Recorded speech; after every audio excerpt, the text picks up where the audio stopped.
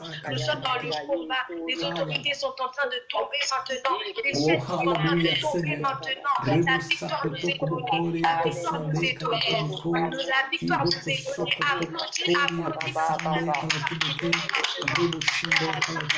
Applaudis, applaudis. Dieu t'a donné les armes, Dieu t'a donné les clés, Dieu t'a donné la possession, vraiment prends possession de cette autorité-là. Appuie-toi sur l'Éternel, que l'Éternel soit ton rocher. Ne te laisse pas berner, écoute la voix de l'Éternel. Fais taire toutes les autres voix qui s'élèvent. Le doute, fais taire le doute. Fais taire le doute. C'est le doute qui a fait tomber Adam et Ève dans le jardin. Fais taire ton doute. Tu es plus grand que le serpent. Tu es au-dessus du péché. Nous avons été délivrés. Et l'apôtre Paul nous dit, ne vous servez pas de cette liberté pour vous soumettre sous la domination du péché. Que le péché ne domine pas. Notre rocher, nous nous basons sur l'Éternel Dieu. Nous basons sur El Shaddai. Amen. Amen. Amen. Nous prenons Psaume 144 au verset 1. Psaume 144, verset 1. Béni soit l'Éternel, mon rocher, qui exerce mes mains pour le combat et mes doigts pour la bataille. Que véritablement, nous puissions considérer que l'Éternel Dieu est notre rocher. Je ne sais pas comment tu vois Dieu. Je ne sais pas qui est Dieu pour toi. Je ne sais pas si véritablement tu crois que lui, il est le rocher de ta vie. Mais laisse-moi te dire, si tu bâtis ta vie sur le roc, hein, peu importe, marée, vent, tempête, orage, tout ce que tu veux, tu subsisteras et tu demeureras ferme en lui. Il exerce pour le combat. Nous sommes sur le thème, avec Dieu, nous accomplirons des exploits. Nous accomplirons des exploits. Que Dieu puisse t'armer, que Dieu puisse t'inspirer, que Dieu puisse t'inspirer des stratagèmes. Dans le plan militaire, ils ont leur stratégie, ils ont leur plan d'attaque. Que Dieu puisse te révéler le plan d'attaque sur ton champ de bataille maintenant. Élève ta voix et dis à l'Éternel qu'il puisse t'inspirer des plans d'attaque, qu'il puisse t'inspirer une façon d'agir différente, qu'il puisse t'inspirer comment tu peux comment tu peux monter dans le moment puissant de chez Éternel Dieu, tu vas nous inspirer. Alléluia, Seigneur. Amen. Nous prenons Psaume 25. Psaume 25 au verset 2 qui nous dit: Mon Dieu, en toi je me confie, que je ne sois pas couvert de honte, que mes ennemis ne se réjouissent pas à mon sujet. Élève ta voix et dis à l'Éternel véritablement que tu ne sois pas un sujet de honte, qu'on ne vienne pas se moquer de toi, qu'on ne vienne pas se lamenter sur toi, qu'on ne vienne pas vraiment... Tu ne sois pas un sujet de honte, que les ennemis ne viennent pas se réjouir de ta défaite, qu'il n'ait pas l'occasion de se réjouir de sa défaite, et au contraire, qu'il puisse voir à quel point tu sers un Dieu tout-puissant, qu'il puisse voir à quel point, même dans les situations compliquées, tu sers El Shaddai, que véritablement la puissance d'El Shaddai se fasse ressentir, que véritablement les ennemis puissent faire face au Dieu tout-puissant, qu'ils puissent être confondus, eux-mêmes qu'ils soient confondus. Amen. Amen. Seigneur Dieu, que tu puisses vraiment nous prenons Jérémie au chapitre 1, verset 19. C'est un verset qui nous a accompagnés tout au long de ce mois. Nous allons nous appuyer sur cela pour prier. Jérémie 1, verset 19, il est dit: Ils te combattront, mais ils ne pourront rien faire contre toi, car je suis moi-même avec toi pour te délivrer. C'est l'Éternel qui te parle.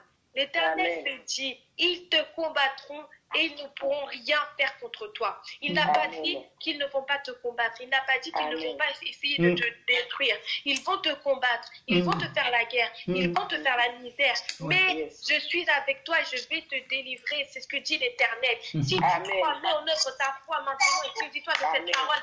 Déclare que tu as la victoire. Déclare que dans le combat, Dieu est avec toi et Dieu t'a délivré. Saisis-toi de ta délivrance. Saisis-toi de ta délivrance. Nous remettons la parole entre tes mains. Nous remettons les enseignements qui seront apportés, l'exhortation. Nous remettons seulement qu'elle puisse être entièrement inspirée par toi, que tu puisses mettre, Seigneur Dieu, tes oracles à travers la bouche de ta servante. Que tu puisses véritablement, Seigneur Dieu, apporter seulement pour le cœur de chacun, que nous puissions être des bonnes terres et porter des fruits, Seigneur Dieu. Dans le nom puissant de Jésus-Christ, Seigneur Dieu, au nom du Père, du Fils et du Saint-Esprit, j'ai ainsi prié. Amen. Amen. Amen. Amen. Je laisse la suite du programme à la sœur Ingrid. Amen. Amen.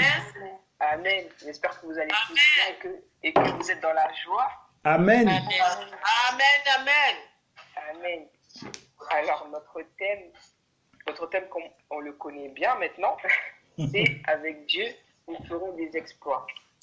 Amen. Et, aujourd'hui, je vais prendre un sous-thème par rapport à notre thème initial et je vais parler de la peur. Et je vais prendre deux exemples pour parler de la peur. Une personne qui a peur et une personne qui n'a pas peur. Donc, comme on le sait tous, Dieu ne nous a pas donné un esprit de peur, mais un esprit de force. Amen. Nous pouvons le lire dans 2 Timothée, chapitre 1, verset 7. Daniela, si tu peux lire. 2 Timothée, chapitre 1, verset 7.